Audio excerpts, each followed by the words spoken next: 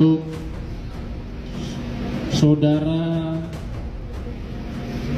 saudari atas nama NN, ya, bahwa tadi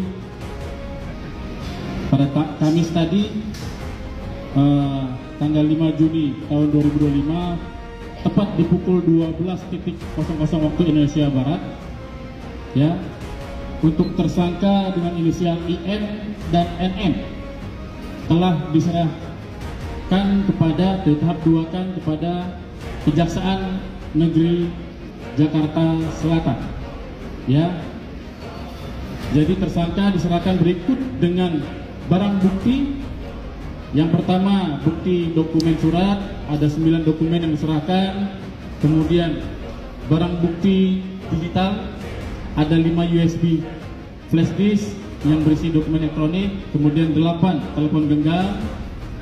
Kemudian barang bukti selanjutnya adalah bukti hasil ekstraksi barang digital dengan jumlah 3 berkas dokumen sebagai dokumen hasil analisa forensik terhadap barang bukti digital yang ditemukan. Keempat, 1 unit kendaraan roda 4. Dan yang terakhir, barang bukti yang silakan adalah uang senilai 3.400.000.000 rupiah. Demikian untuk tahap 2 dengan tersangka inisial IN dan NF. Rekan-rekan, ada lagi? Nanti kami tanyakan lagi jasmara. Dan pasti barang bukti roda 4 yang berkaitan dengan tidak pidana tersebut telah diserahkan untuk roda 4-nya 1, ya. Pak, kalau untuk bukti-bukti elektroniknya itu seperti bukti chat atau yang mengejar-ngejar, apakah logika ini masuk akal atau enggak? Kita simak di bagian pertama ini. Dokter Reza maunya gimana? Mau kita tetap speak up atau gimana? Jangan ngomongin, aku pengennya baik-baik. Oke, Dokter Reza gimana? Mau kita tetap speak up atau gimana? Terus Dokter Reza Gladisnya bilang bahwa enggak lah Mail, ini maunya baik-baik begitu. Ya, ini apakah dugaan benar atau enggak rekamannya? Kalau seandainya benar, ya ini akan menjadi salah satu bagian di persidangan. Tapi kalau ini palsu, ya bisa dibilang adalah sangat kecil kemungkinannya. Cuma yang bisa mengatakan ini asli atau enggak, nanti kita lihat di persidangan, teman-teman. Dari segi intonasi, Dr. Reza Gladis yang suaranya mirip sama dia, ini kelihatan banget dia berada di level yang tertekan. Mail dengan gaya intonasinya yang cukup tinggi. Jadi yang merengek, meminta-minta, itu adalah Dr. Reza Gladis dari suaranya intonasi. Ini adalah bagian pada saat kita menganalisa sebuah percakapan. Aku bingung, pengen baik-baik, ya gimana ya, pengennya selesai lah Mail. Iya, jadi gini dong, kalau misalnya emang pengen biar buat kita tidak speak up, Ya. sebenarnya kalau misalnya untuk silaturahmi itu tidak, kalau gini ya dok, kita kalau tadi ada Ya, aku ngerti, tapi aku tuh canggung gini lah Mail, karena aku orangnya gak enakan gitu Mail. oh, iya santai, makanya juga sebenarnya ngomongnya juga gak enakan, tapi tetap lah, kan kayak manusia kan kalau misalnya mau ditutup mulutnya pakai apa? Pakai uang gitu aja sebenarnya. Kepada kemudian dia berusaha untuk ya redain, karena dia kan mau ketemu sidang atau mau ketemu dengan pihak eksternal yang lain ya. Jadi dia senyumnya pun bukan senyum yang lepas gitu, tapi lebih berusaha gitu ya.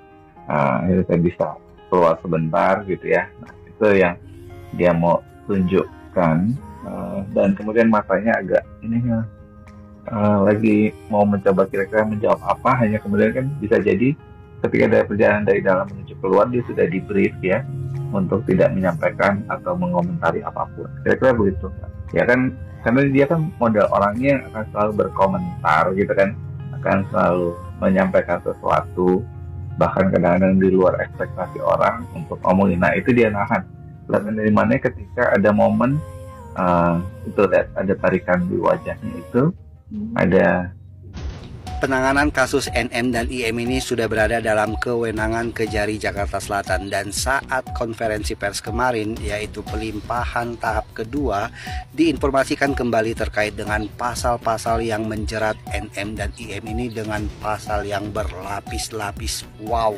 Jadi pasal-pasal apa saja yang menjerat NM dan IM yang diinformasikan pada saat konferensi pers oleh Kejari Jakarta Selatan kemarin? Mari kita bahas. Pasal yang pertama menjerat NM dan IM dalam kasus ini yaitu pasal 45 ayat 10 terkait dengan Undang-Undang ITE. Nah, kemudian pasal yang kedua diancam dengan pasal 369 yang mengatur terkait dengan tindak pidana pengancaman yang dilakukan dengan ancaman pencemaran nama baik. Wow. Nah, ini dia pasal yang paling berat sekali yang menjerat NM dan IM daripada pasal-pasal sebelumnya, yaitu ada di pasal 3 terkait dengan pemberantasan tindak pidana korupsi dan Undang-Undang TPPU atau tindak pidana pencucian uang. Wow. Terkait sidang wan prestasinya Nikita Mirzani yang sedang berlangsung di PN Jakarta Selatan itu besok akan disidangkan lagi Pak pada tanggal 11, mungkin agendanya apa ya Pak? Oke. Jadi tanggal 11 dijadwalkan untuk panggilan kepada turut tergugat 1, turut tergugat 2, dan turut tergugat 3. Karena pada sidang sebelumnya di tanggal 28 Mei ketiga pihak tersebut belum hadir. Pak, kalau adanya pihak yang nggak hadir kan dia dalam proses penahanan juga Pak di Kejari, gimana Pak? Bagian itu saya tidak punya keterangan, tetapi menurut data kami bahwa pihak NM sudah menunjuk kuasa hukum, jadi seharusnya tidak ada kendala soal itu. Tidak diwajibkan hadir ya Pak untuk penggugat sendiri? Secara langsung person yang bersangkutan tidak wajib hadir selama ada kuasa yang sudah ditunjuk secara resmi.